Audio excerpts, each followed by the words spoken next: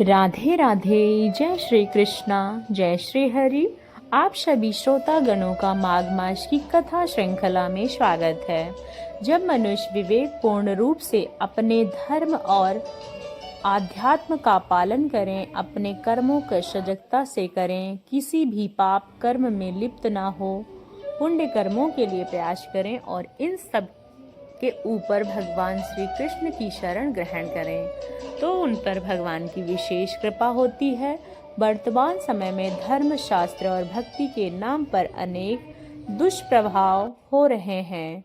ऐसे समय में स्वयं को जागृत रखें, इस बात का ज्ञान रखें कि कौन सा प्रमाणभूत शास्त्र और परंपरा हमें वैदिक ज्ञान को प्राप्त कराना चाहिए, क्योंकि प्रमाणभूत शास्त्र और ज्ञान ही मनुष्य जीवन को सफल बना सकते हैं।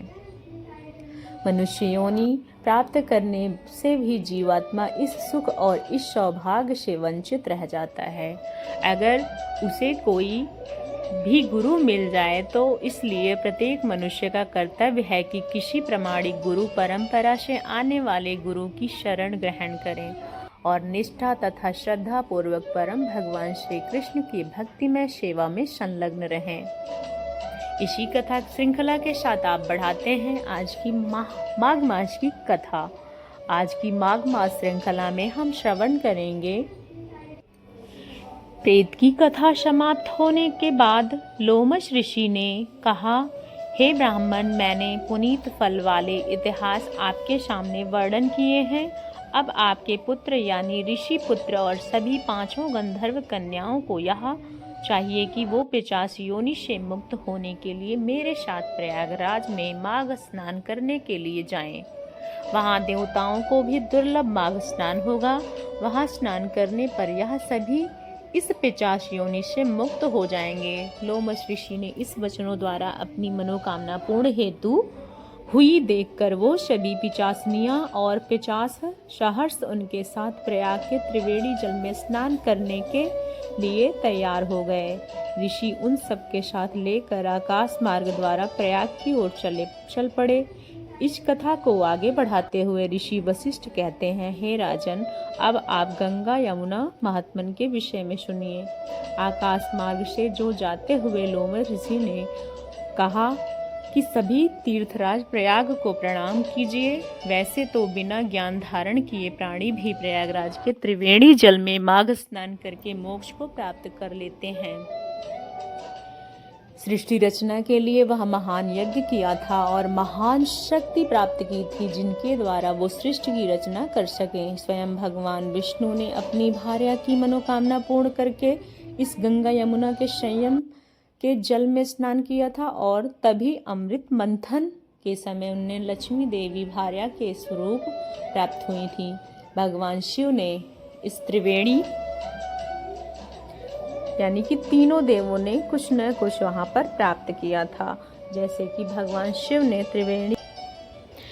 त्रिवेणी के सेवन द्वारा त्रिपुर दैत्य का वध करने की शक्ति प्राप्त की थी। इस स्थान पर 33 करोड़ देवी देवताओं की तृप्ति हुई थी। यही लोग योग स्वरूप जनार्दन भगवान का सुख है, जहाँ प्रलय के समय में मार्कंडेय ऋषि ने उनकी शरण ग्रहण की थी। समस्त पापों को हरण करने वाली यह यमुना नदी है। यहाँ स्नान करने वाले निष्पाप हो जाते हैं, तभी सभी देवों को मुक्ति मिलती है। और इस विषय में पौराणिक इतिहास यह भी है कि उसे सुनो। एक समय रुचिक ऋषि एक गंधर्व को श्राप दिया था और काफ हो गया। उस गंधर्व को काफ होते ही तुरंत इस त्रिवेणी के जल में स्नान कर लिया और उसके प्रभाव से वह श्राप से मुक्त हो गया। उस प्रकार जब देवराजेंद्र द्वारा श्राप मिलने पर उर्वशी इंद्रलोक से नीचे गिर गई तो उसके भी इस स्थान पर स्नान करके अपने पाप को तुरंत ही श्राप मुक्त कर लिया था। नहुष ने पुत्र ययाति त्रिवेणी स्नान करके प्राप्त पाप से मुक्ति हुए थे। धन और पुत्र का कामना से त्रिवेणी में स्नान किया। ऋषि कश्यप ने इसी स्थान पर तप किया। भारद्वाज ने यही प्रसिद्धियां प्राप्त की। शनकादिक ऋषि ने यह सेवन द्वारा महान योगी बने। जो मनुष्य माघ स्नान में इस स्थान पर करते हैं वह कीर्तिमान बनकर नक्षत्र बनकर प्रकाश में सदैव ज्योतिर्मान रहते हैं। जो जिस प्रकार माघ में स्नान करता है उसे वैसा ही फल प्राप्त होता है। इसलिए अब पापों से मुक्ति करते हुए इस पवित्र जल में स्नान करें। इस प्रकार लोमश ऋषि ने साथ में 5 पिचासनियां और उस ऋषि कुमार ने 50 उस पवित्र त्रिवेणी संगम में स्नान किया और स्वयं को हर प्रकार के पापों से मुक्त करने के लिए भगवान श्री हरि से प्रार्थना की। और स्नान करते ही वो सब उस 50 योनि से मुक्त हो गए। वो अपने दिव्य देह को प्राप्त कर पाए। और तब वेद निधि लोमस ऋषि ने कहा, हे मुनि, आपकी कृपा से यह श्राप से मुक्त हुए, अब आप उन्हें उपदेश दीजिए। यह देखकर लोमस ऋषि कहते हैं कि ब्राह्मण, तुम्हारा पुत्र विद्या अध्ययन समाप्त कर चुका है, वह युवावस्था में है, कन्याएं पर मोहित हुए, इसलिए इसका विवाह हो जाना चाहिए। ऋषि के वचन सुनकर ब्राह्मण पुत्र ने उन कन्याओं को साथ विवाह किया। उन समय लोमस ऋषि को प्रणाम किया और ऋषि उन्हें आशीर्वाद देकर अपने आश्रम को चले गए। कथा का समापन करते हुए इस प्रकार ब्रह्मचारी उन 5 गंधर्व कन्याओं को साथ लेकर साथ अपने वापस गया। जो मनुष्य इस पवित्र माघ मास में महात्मन को पढ़ता है या सुनता है, श्रवण करता है, उसे मनोवांछित फल की प्राप्त होती है और वह वैकुंठ धाम को प्राप्त होता है। इस इतिहास को सुनाने वाले द्विज का पूजन करके यथाशक्ति दक्षिणा देकर उन्हें संतुष्ट करना चाहिए।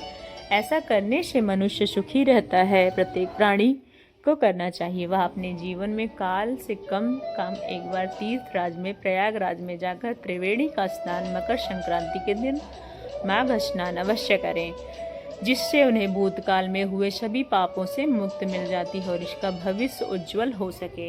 इसी आशा के साथ आज की कथा यहीं पर समाप्त करते हैं और भगवान विष्णु, श्री हरि, माता लक्ष्मी की कृपा आपके जीवन में सदा सदा तक बनी रहे। तो यह थी आज की माघ मास की कथा श्रृंखला। माघ मास के अंतिम दिन यानी कि कल प्रातः काल में हम सुनेंगे माघ मास से विशेष पूर्णिमा तिथि की कथा और इसी के साथ कथा को समाप्त करते हैं। आपने अगर चैनल को सब्सक्राइब नहीं किया है तो कृपया सब्सक्राइब करें और वीडियो अच्छी लगी है तो इसे अपने परिवार और प्रियजनों के साथ शेयर करें, ज़्यादा से ज़्यादा शेयर करें। आप सभी का दिन मंगलमय हो, इसी आशा के साथ हम आपसे विदा लेते हैं। जय श्री हरि, जय माता लक्ष्मी।